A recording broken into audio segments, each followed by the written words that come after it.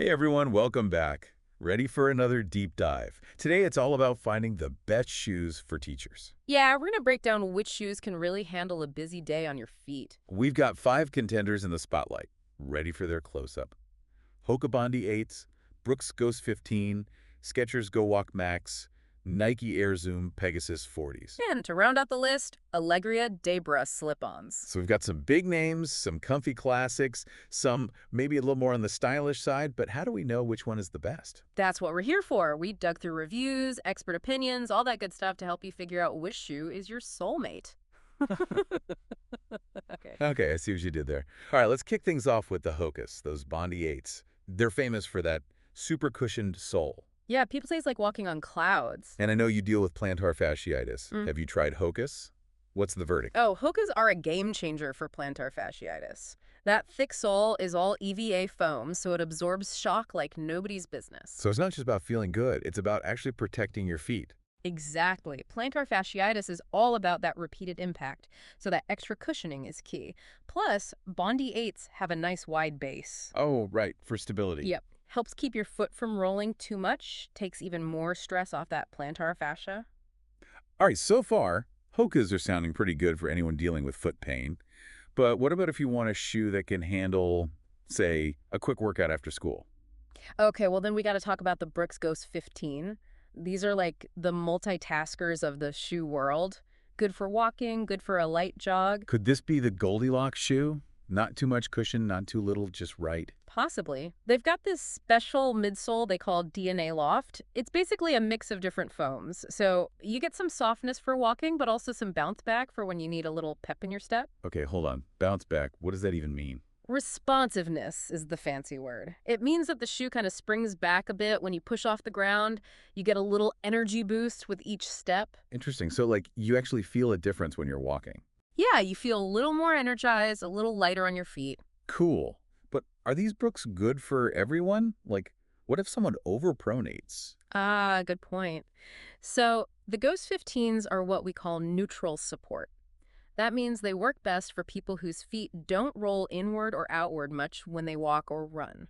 So, someone who overpronates might need something different, right? More structured support. Exactly. A shoe specifically designed for overpronation. Otherwise, they might end up with more problems. All right, let's switch gears a bit. We've got the Skechers Go Walk Max up next. These always catch my eye. Slip-on breathable mesh.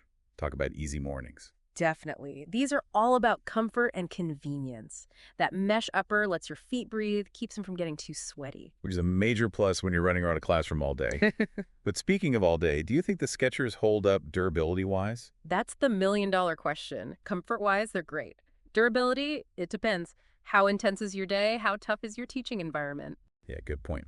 Okay, onto the Nikes. These are the Air Zoom Pegasus 40s. Definitely have a little more of a sporty vibe, right? Yeah, for sure. Nikes are known for being lightweight and, like the Brooks, responsive. You mentioned responsiveness with the Brooks.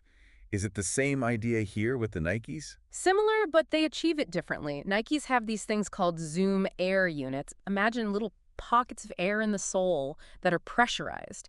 So they give you a little spring in your step, a little more bounce. So are the Nikes more for performance compared to, say, the Hokas? I'd say so, yeah. While the Pegasus does have cushioning, it's not going to be as pillowy soft as those Hokas. And worth noting, they tend to have a narrower fit.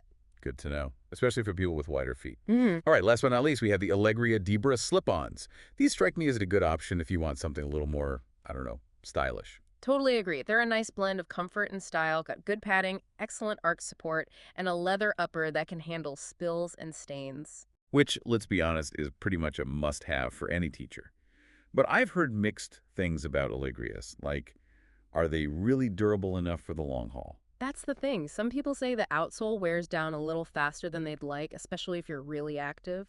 So it's a trade-off. You get style and comfort, but maybe at the expense of long-term durability. Okay, so we've covered a lot of ground here. We've got shoes for maximum cushion, shoes that can handle a workout, shoes for easy mornings, and even some stylish options. How do you even choose? Right. It's overwhelming.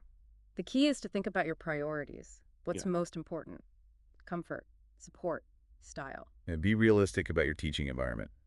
Are you on your feet all day? Do you teach gym class? Those are all factors to consider. At the end of the day, the perfect teacher shoe is the one that lets you walk comfortably and confidently through your day. I love that. So for our listeners, as you're shopping for teacher shoes, remember what we talked about today. Think about your needs, your style, and your teaching environment. And don't be afraid to try on a few different pairs to see what feels best. Great advice. Thanks for joining us for another deep dive. We'll catch you next time. See you then.